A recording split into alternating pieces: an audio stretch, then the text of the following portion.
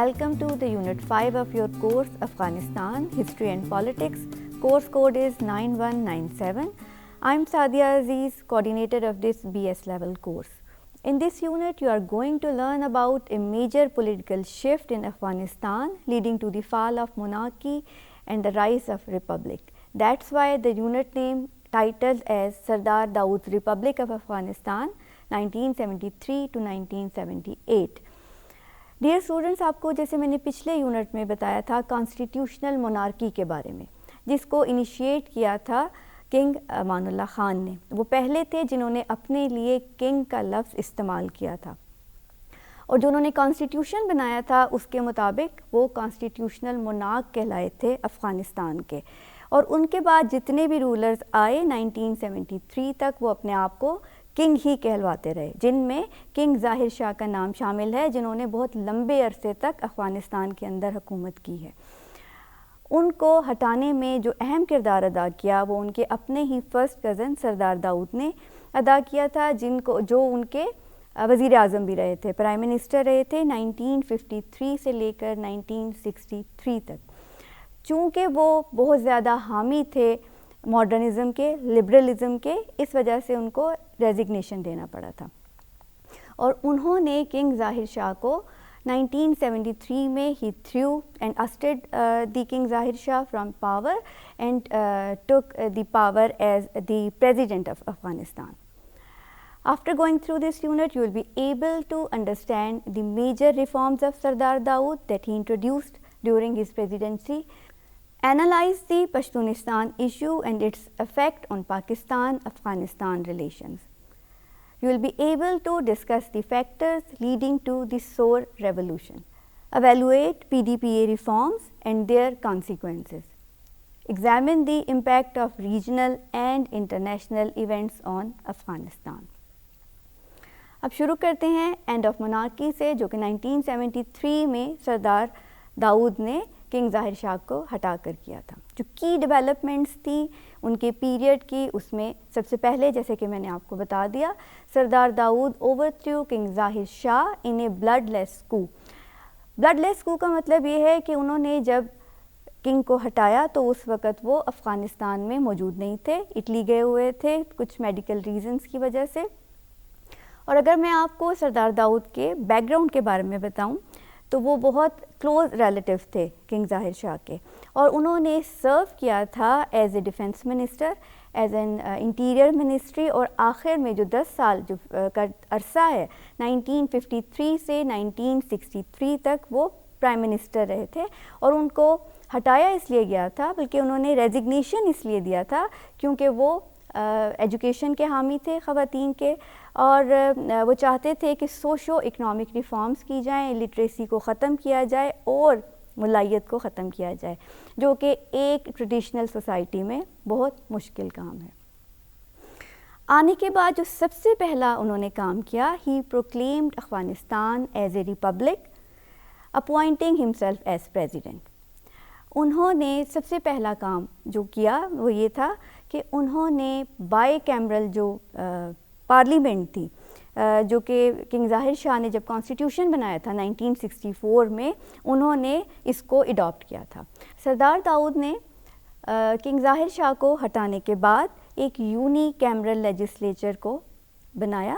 He proclaimed Afghanistan as a republic appointing himself as president. اور ان کو یہ کیوں موقع ملا تھا کہ وہ کنگ ظاہر شاہ کو ہٹائیں؟ کیونکہ اس وقت جو مسئلے چل رہے تھے وہ اکنامک ایشوز تھے، کرپشن چارجز لگ رہے تھے منارکی کے اوپر، اور ایک اہم جو نیچرل ڈیزاسٹر تھا، سویئر ڈراٹ تھا 1971 سے 1972 تک. اتنا قحط سالی تھی جس کی وجہ سے، کیونکہ وہ اس کے اوپر قابو نہیں پا سکے، اس کے لیے کوئی اکنامک حل نہیں تلاش کر سکے، جس کی وجہ سے جو مونارکی تھی وہ ویک ہوتی گئی. داؤد نے آنے کے بعد جو ریفارمز انٹروڈیوس کیں اس میں سب سے پہلی وہ آبویسلی پولیٹیکل چینجز تھیں. انہوں نے 1977 میں ایک کانسٹیٹیوشن دیا جس میں ون پارٹی سسٹم کو انٹروڈیوس کروایا. انہوں نے ریپلیس کر دیا بائی کیمرل پارلیمنٹ کو یونی کیمرل لیجسلیچر سے. اور اس میں انہوں نے جو سب سے زیادہ جس کے اوپر کرٹیسائز کیا گیا انہیں، وہ تھی increase centralization of power that reducing the power of democracy. اور جو اس کے بعد ون پارٹی سسٹم اپنایا انہوں نے، جو ان پارٹیز کو، جو پی ڈی پی اے تھی، People's Democratic Party of Afghanistan, جنہوں نے ان کو حکومت لینے میں مدد کی تھی، جو کہ لیننگ ٹورڈز لیفٹ تھا، انہوں نے ان کو بھی ہٹانے کی کوشش کی، جو اپنی ایک پارٹی بنائی اور اس پارٹی کو انہوں نے ہر معاملے میں امپورٹنس دینا شروع کی. ان کی پارٹی کا نام تھا Hizb Inqilab Milli, national revolutionary party of Afghanistan. اس کے بعد انہوں نے اپنی توجہ اکانومی کی طرف مرکوز کی. Economic and social reforms. He proposed land reforms and nationalisation of industries. یہ ان کا وعدہ تھا جب انہوں نے حکومت سنبھالی تھی کہ وہ نیشنلائزیشن کریں گے انڈسٹریز کی اور لینڈ ریفارمز کو انٹروڈیوس کروائیں گے. He focused on women's right and modernisation, جو کہ ایک افغانستان جیسی ٹریڈیشنل سوسائٹی میں بہت مشکل کام ہے. کیونکہ یو ایس ایس آر نے ان کو حکومت لینے میں ہیلپ کی تھی تو U S S R initially supported Daoud rise to power. اب جتنی بھی انہوں نے یہ اکنامک ریفارمز انٹروڈیوس کروائیں، ایجوکیشن کی طرف گئے، عورتوں کی تعلیم کی طرف توجہ دی، اور he was the main protagonist of women rights in Afghanistan. انہوں نے کہا کہ آپ پردے کو ترک کر کے ہمارے ساتھ ہماری ترقی میں کردار ادا کریں. اس کا بہت نیگیٹو امپیکٹ ہوا. انہوں نے مونارکی کو ختم کیا، but Daoud's authoritarian rule created instability, shift in governance with centralised power. بہت زیادہ بروٹل ان کی پالیسیز تھیں. انہوں نے کرش کیا، جیسے کہ میں نے آپ کو بتایا کہ جو پی ڈی پی اے کے نے اہم کردار ادا کیا تھا، انہوں نے اس کو بھی کرش کرنے کی کوشش کی، جن کو یو ایس ایس آر کی سپورٹ حاصل تھی. Dear students, socio economic reforms introduce کرانے کے بعد انہوں نے اپنی توجہ فورن پالیسی میٹرز کی طرف شفٹ کی. جیسا کہ میں نے آپ کو بتایا کہ ان کے تعلقات یو ایس ایس آر کے ساتھ بہت اچھے تھے، ان کو پاور میں لانے میں یو ایس ایس آر کا بہت اہم کردار تھا، لیکن وہ اس بات کو سمجھ گئے تھے کہ صرف یو ایس ایس آر کے اوپر ڈیپینڈنٹ نہیں رہا جا سکتا. اس دنیا میں باقی بھی ملک ہیں جن کی ہیلپ کی، سپورٹ کی افغانستان کو اس وقت ضرورت تھی. اس کا نتیجہ کیا ہوا کہ it weaken ties with U S S R and he try to improve relation with West and Muslim states such as Saudi Arabia and Egypt, جو کہ بہت زیادہ اس وقت کے ٹائم میں اینٹی امریکن اسٹیٹ سمجھی جاتی تھیں. سعودی عربیہ نے تقریباً $500 ملین کی امداد کی افغانستان کو، جس کی وجہ سے Moscow grew suspicious of Daoud's pro Western stance. Impact: growing political unrest due to authoritarian rule, economic instability despite reforms, Soviet concerns over Afghanistan's foreign policy shift. Dear students, میں نے آپ کو بتایا تھا کہ he was the main protagonist of Pashtunistan issue that deteriorated the relations between Afghanistan and Pakistan. اور ان کی resignation کی ایک وجہ یہ بھی تھی، جب وہ کنگ ظاہر شاہ کے دور میں پرائم منسٹر تھے، انہوں نے پشتونستان ایشو کو اتنی زیادہ طریقے سے اٹھانے کی کوشش کی تھی، جس کی وجہ سے دونوں ملکوں کے تعلقات کافی حد تک کشیدہ ہو چکے تھے. اب اس کی وجہ کیا تھی؟ اخوان claims on Pashtunistan and they pronounced a Pashtunistan Day in 1973 declared in Kabul. کیونکہ ایک لمبی سرحد ملتی تھی، میں نے آپ کو بتایا تھا ڈیورنڈ لائن 1893 میں دونوں ملکوں کے درمیان کریٹ کی گئی تھی، جس کے اوپر افغانیوں کا دعویٰ تھا کہ یہ جو ہے ہمارا حصہ ہے، افغانستان کا حصہ ہے، یہ ان کو واپس ملنا چاہیے. 1947 میں بھی انہوں نے اس دعوے کو شد و مد سے اٹھایا تھا. Afghanistan did not recognize the Devran line as an official border between the two countries. اب اس کے اوپر پاکستان کا کیا رسپانس تھا؟ پاکستان کے رسپانس سے پہلے میں آپ کو یہ بتانا چاہتی ہوں کہ کس طرح سے سردار داؤد نے ایگریویٹ کرنے کی کوشش کی تھی پاکستان کو ڈی اسٹیبلائز کرنے کی. آپ جانتے ہیں 1971 میں ڈیبیکل آف ایسٹ پاکستان ہو چکا تھا. پاکستان کو بہت مشکلات کا سامنا کرنا پڑ رہا تھا. ایک طرف جو انسرجنسی تھی وہ بلوچستان میں سر اٹھا رہی تھی، تو دوسری طرف جو نیشنلسٹ تھے خیبر پختونخوا میں، اس وقت اس کو NWFP کہا جاتا تھا، وہ بھی سر اٹھا رہے تھے. تو ان انسرجنٹس کو سپورٹ مل رہی تھی سردار داؤد کی طرف سے، افغانستان کی طرف سے. اس لیے جو اس وقت پرائم منسٹر تھے بھٹو، انہوں نے کریک ڈاؤن کیا بلوچ سیپریٹسٹ کے اوپر اور بہت سارے سیپریٹسٹ جو لیڈرز تھے ان کو گرفتار کیا، جن میں ولی خان کا نام ہے، جن میں خیر بخش مری کا نام ہے، ان کو گرفتار کیا گیا، ڈیٹین کیا گیا، اور انہوں نے داؤد کو یہ سمجھانے کی کوشش کی کہ to play at the same game, ہم آپ کے ویک پوائنٹس کو جانتے ہیں جیسے آپ ہمارے ویک پوائنٹس کو جانتے ہیں، تو میں آپ کو یہ کہنا چاہتا ہوں کہ آپ ہماری پرابلمس کو ایگریویٹ نہ کریں بلکہ ان کو سمجھنے کی کوشش کریں۔ تو اس پروپیگنڈا کو جو سردار داؤد سپورٹ کر رہے تھے بلوچستان میں اور NWFP میں، انہوں نے افغان سیل تشکیل دیا اپنے فارن پالیسی آفس میں، جہاں سے جو افغانستان کے اندر اسلامسٹ تھے جو کہ سردار داؤد کی لبرلائزڈ اور ماڈرنسٹ پالیسیز کے خلاف تھے، ان کو سپورٹ کرنا شروع کیا۔ میں آپ کو دو کے نام بتاتی ہوں، برہان الدین ربانی اور حکمت یار، جنہوں نے بعد میں USSR کے خلاف جو جنگ لڑی سول وار، اس میں بھی اہم کردار ادا کیا۔ پاکستان's ISI supported افغان اسلامسٹ، جن کا میں نے آپ کو بھی نام بتایا، حکمت یار and Burhan Uddin Rabbani against Dawood regimes. Pakistan کی مدد سے 1975 میں گلبدین حکمت یار نے 2 دفعہ ناکام کوشش کی داؤد کا تختہ پلٹنے کی، لیکن وہ اس میں ناکام رہے اور داؤد نے ان کو گرفتار کرنے کی کوشش کی، لیکن انہوں نے پاکستان میں جا کر پناہ لی۔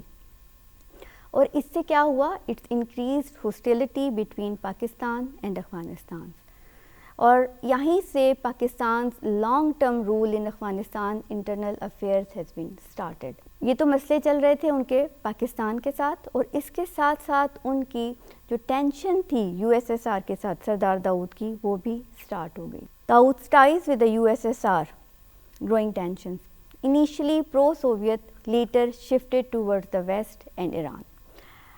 USSR remained the largest aid provider but feared losing influence. Afghanistan military had deep Soviet ties with 800 officers were trained in USSR.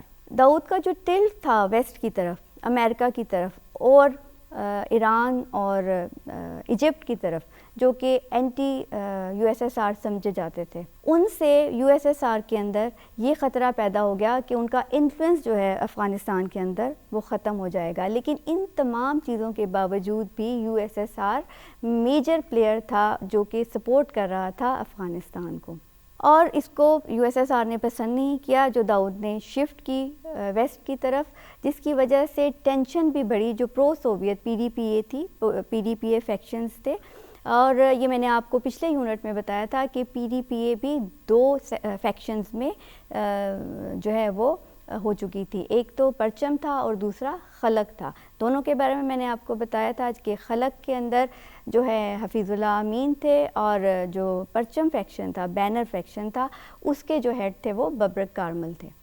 ان تمام چیزوں کے ساتھ USSR کے لیے اب سردار داؤد کو سپورٹ کرنا مشکل ہو گیا تھا، اس لیے اپریل میں ایک ریولوشن ہوا جسے سور ریولوشن کہا جاتا ہے، اور سور کا مطلب ہوتا ہے کہ یہ اپریل میں ہوا تھا، جس میں سردار داؤد کا تختہ الٹ دیا گیا۔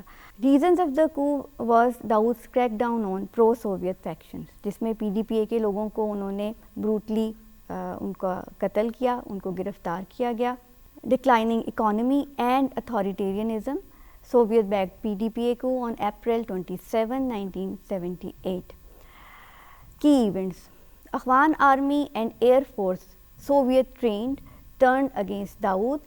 یہ وہی افغان آرمی تھی اور ایئر فورس تھی جب داؤد کو انسٹال گیا تھا تو انہوں نے ہیلپ کیا تھا، اور جب اب داؤد کا تختہ الٹا تو اس میں بھی انہوں نے اہم کردار ادا کیا۔ اور یہ ایک بلڈ لیس کو نہیں تھا، اس میں سردار داؤد اور ان کی فیملی کو اسیسینیٹ کر دیا گیا۔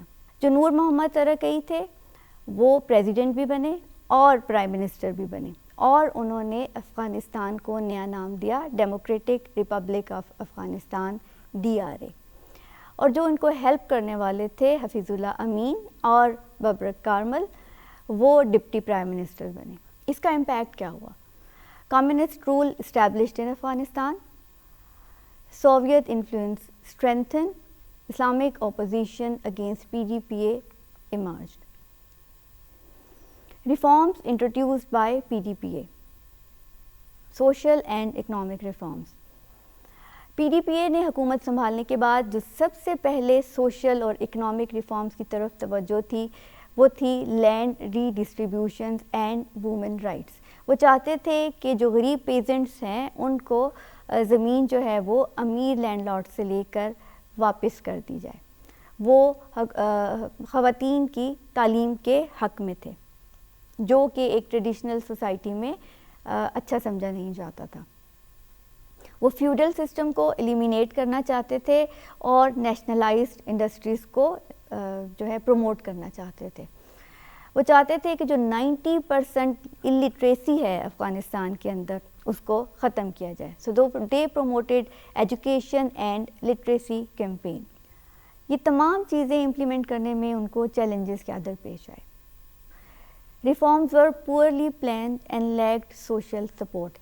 ایک سوویت اسپیشلسٹ تھے, وہ یہ کہتے تھے کہ پی ڈی پی اے نے یہ ریفارمز 2 یا 3 سالوں میں امپلیمنٹ کرنے کی کوشش کی جن کے لیے 20 سے 30 سال کا عرصہ بھی ناکافی تھا. اس کے علاوہ جو انہوں نے ہارش پولیٹیکل ریپریشنز کی پالیسیز کو اپنایا, تھاؤزنڈس امپریزنڈ اینڈ ایگزیکیوٹیڈ, اور ریلیجیس اپوزیشن شروع ہو گئی due to their secular policies.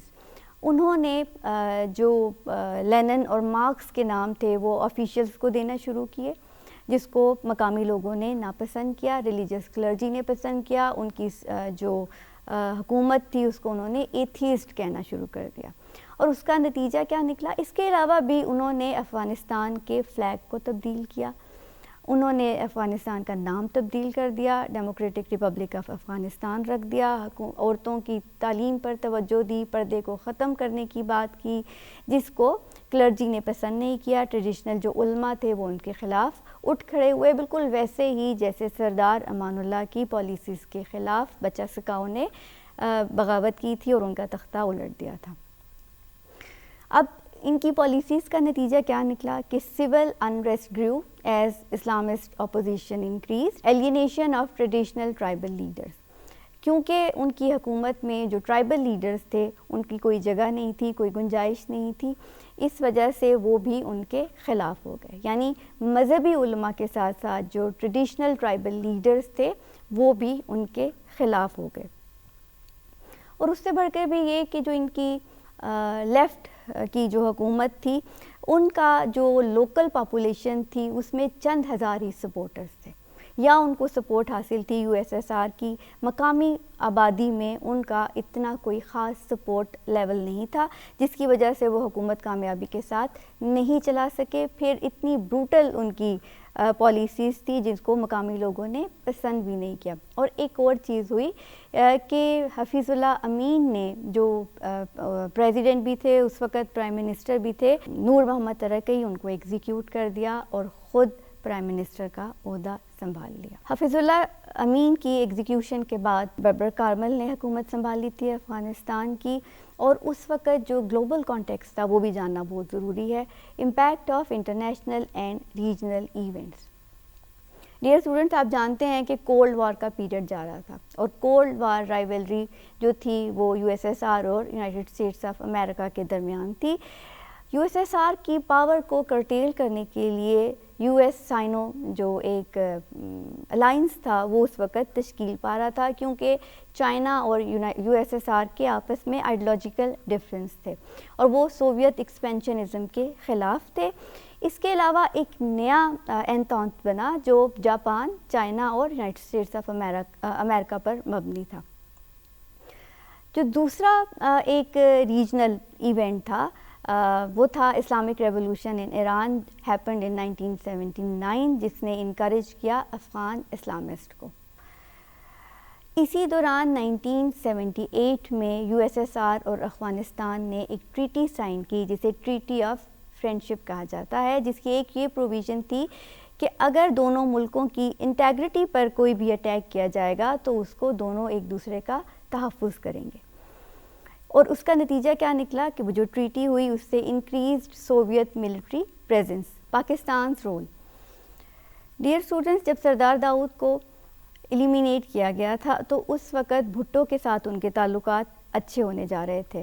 وہ اس بات پر آ گئے تھے کہ افغانستان اکیلا سروائیو نہیں کر سکتا ایشیا کے اندر, اس کو اپنے نیبرنگ کنٹریز کے ساتھ تعلقات بہتر بنانے ہی پڑیں گے, چاہے وہ پاکستان ہو یا ایران ہو یا چائنا ہو.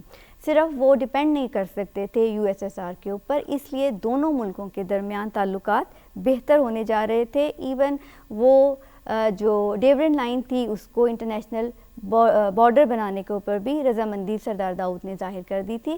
لیکن پاکستان کے اندر حالات تبدیل ہوئے, بھٹو کو ملٹری ڈکٹیٹر ضیاء الحق نے ہٹایا اور انہوں نے حکومت کا انتظام خود سنبھال لیا. اور ان کے دور میں جب ضیاء الحق یہاں پر پریزیڈنٹ تھے تو جو سردار داؤد تھے ان کو بھی ایلیمینیٹ کر دیا گیا. ضیاء الحق ان کی ہیلپ کرنا چاہتے تھے. اس چیز کا تذکرہ عارف جو تھے ان کے کلوز جو فرینڈ تھے ورکنگ ود ضیاء اپنی کتاب میں کیا ہے کہ اگر ضیاء الحق کا یہ خیال تھا کہ اگر سردار داؤد ان سے اسسٹنس مانگتے تو وہ ہیلپ کرنے کے لیے تیار تھے. جب پی ڈی پی اے کی حکومت آ گئی اور افغانستان میں جو سوویتس تھا ان کا انفلوئنس بہت بڑھ گیا تو اس نے ضیاء الحق کو پریشان کیا. اس لیے جو اس وقت آئی ایس آئی کے ٹرینڈ مجاہدین تھے جنہیں فریڈم فائٹرز کہا جاتا تھا اس وقت, وہ پی ڈی پی اے کے خلاف انہوں نے لڑائی کا آغاز کیا. یونائٹڈ اسٹیٹس آف امریکہ اور پاکستان کی جو ڈیپر انوالومنٹ تھی ان افغانستان افیئر وہ یہیں سے سٹارٹ ہوئی, and it's provided a base and a foundation for Soviet invasion in 1979, جس کے بارے میں ہم یونٹ نمبر 6 میں جانیں گے. تب تک اجازت دیجیے, اللہ حافظ.